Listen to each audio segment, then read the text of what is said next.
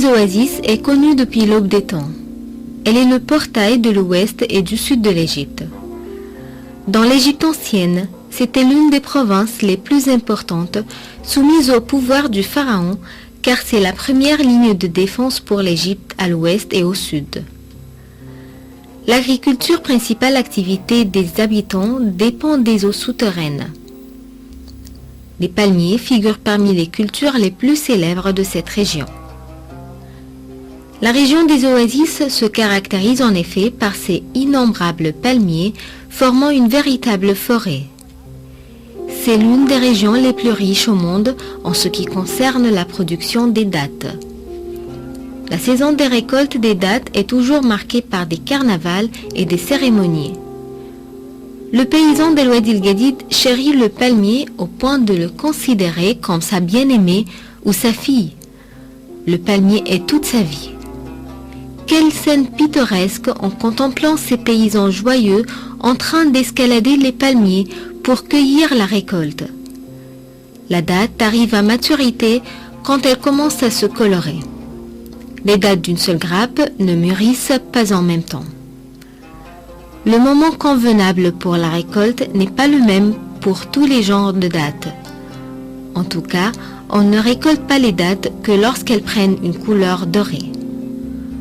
On bouge la grappe pour faire tomber les dattes mûres et y tombent sur des feuilles de palmier. Puis les dattes sont emmenées à l'endroit où la récolte est rassemblée. Cet endroit doit être propre, bien aéré et dépourvu de parasites. Puis on trie les dattes, on les met dans des caisses et on les emmène à l'usine. Les dattes passent par plusieurs étapes avant d'être prêtes pour la consommation.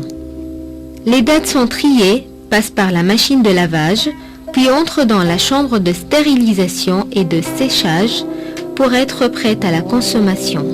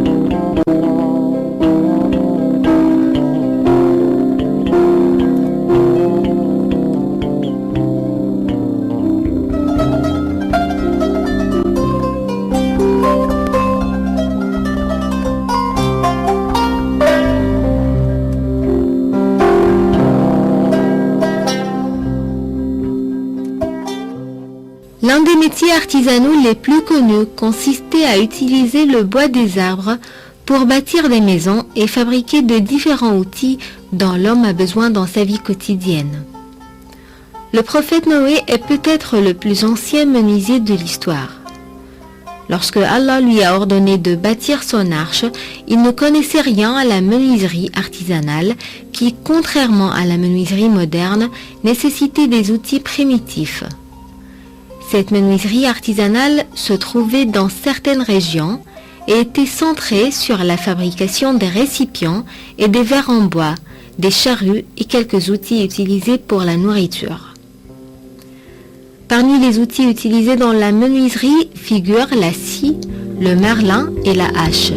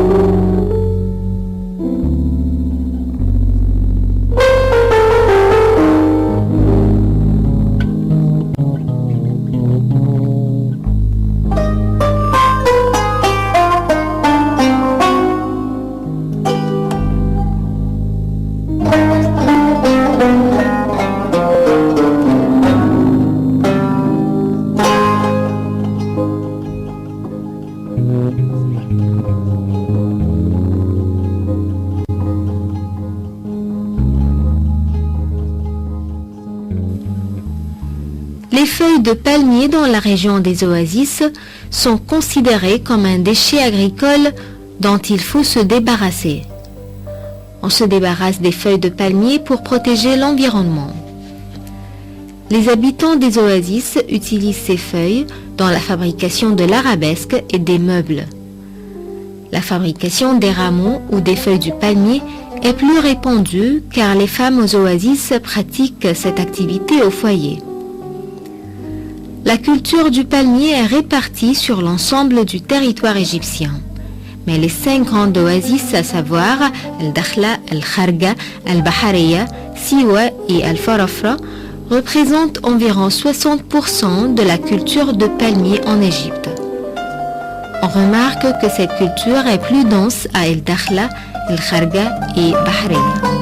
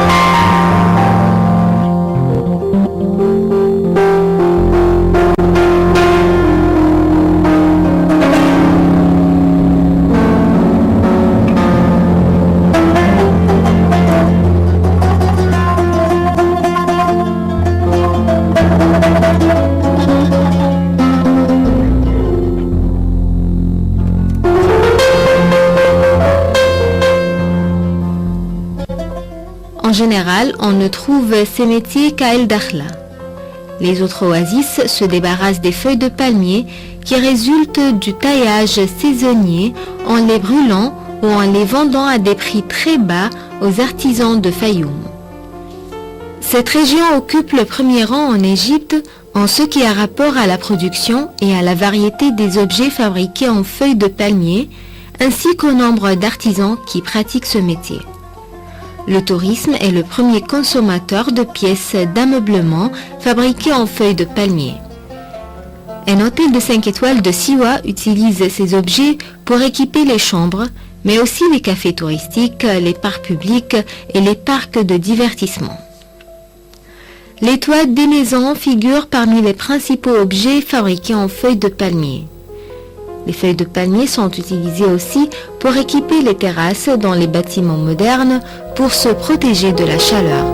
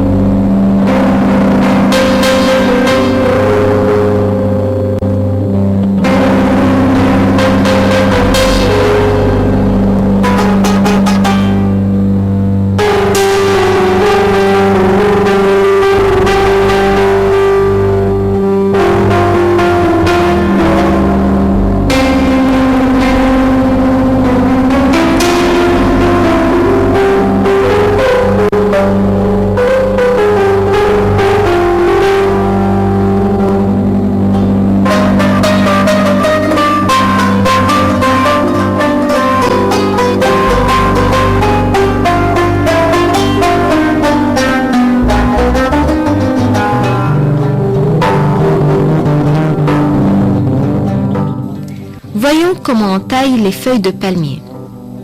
La première étape consiste à séparer la tige un jour après la coupure des feuilles.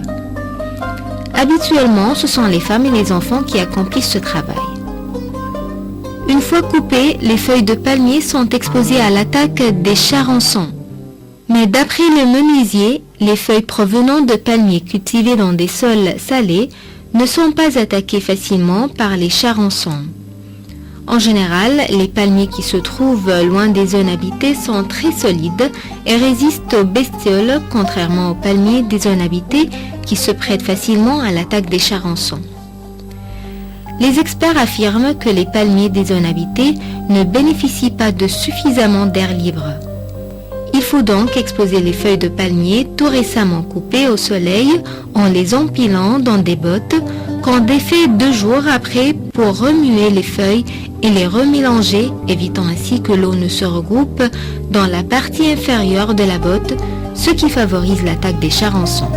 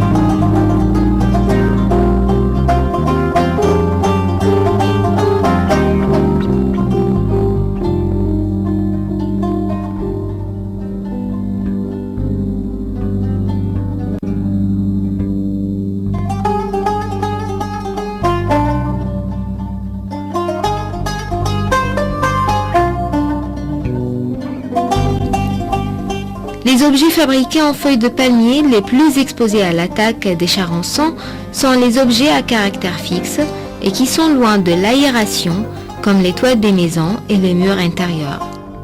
Après 2 jours d'exposition,